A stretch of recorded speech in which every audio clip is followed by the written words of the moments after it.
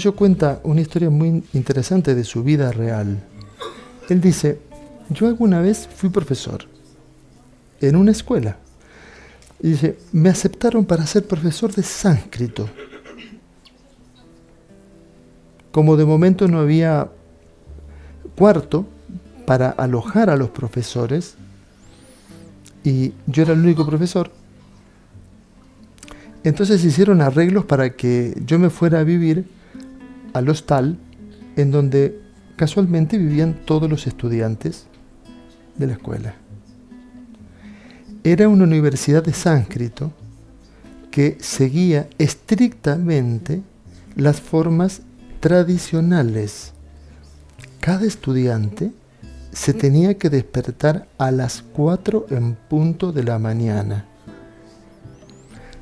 Segundo, se tenían que dar una ducha fría.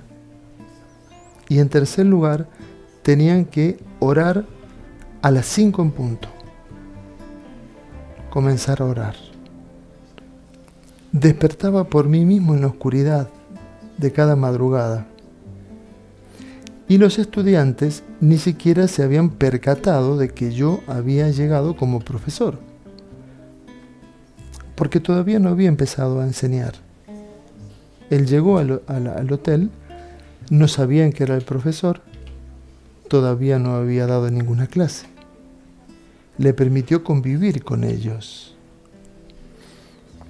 El que yo sea profesor de sánscrito fue un error del gobierno. Yo no estaba realmente calificado para enseñar sánscrito, pero me enviaron allí. Bueno, dice yo, les llevó más o menos 6 meses al gobierno corregir ese grave error que cometieron. La burocracia, ¿sabes cómo es? Es lo más lento que se mueve en el mundo. Así que no tenía nada que hacer ahí. Los estudiantes no tenían idea de que yo era un profesor. Entonces, en lugar de orar, todos insultaban a Dios. Insultaban al director que les obligaba a levantarse.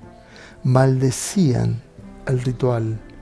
Maldecían el frío que sentían en invierno por tener que ducharse con agua fría. Y era obligatorio.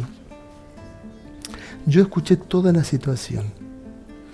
Y entonces me dije, esto es muy raro. En lugar de estar rezando, están haciendo lo opuesto. Quizás estos 6 años en la universidad serán suficientes para ellos. Al menos para nunca más volver a orar en toda su vida.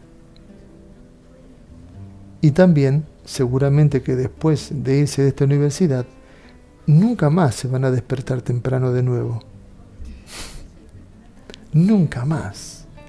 Estos 6 años es una tortura suficiente para no querer tener nunca más esa experiencia. Entonces me reuní con el director y le dije, no es correcto que la oración sea obligatoria.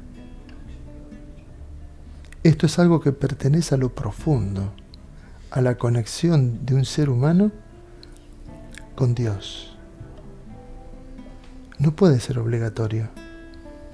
El director le respondió, esto no es ninguna cuestión de obligación. Creo que hay un malentendido. Porque te lo puedo demostrar. Si retiro la indicación de que eso sea obligatorio, ellos van a seguir rezando. Y le dije, hágalo y verá. Retiró la orden, me hizo caso. Parece ser que él confiaba que todos los alumnos cumplían la orden.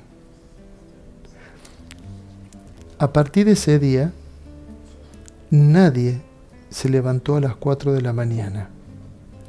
Entonces yo fui, lo primero que hice, fui a la habitación del director. Le toqué a las 4 de la mañana. El mismo director estaba dormido, roncando. Lo desperté y le dije, venga, vamos a ver, vamos a recorrer. Ninguno de los 500 estudiantes estaba despierto. Y obviamente, ni uno se encontró orando, ni a las 4, ni a las 5, ni a las 6 de la mañana. Dice Osho, las aves no cantan por obligación. Los pájaros no cantan por la mañana porque haya alguna emergencia. Les regocija el sol. Las flores no abren sus pétalos por seguir una orden. No es un deber, es una respuesta. Están respondiendo al sol. Están respondiendo a la vida. Es el respeto que sienten por existir. Eso es su oración.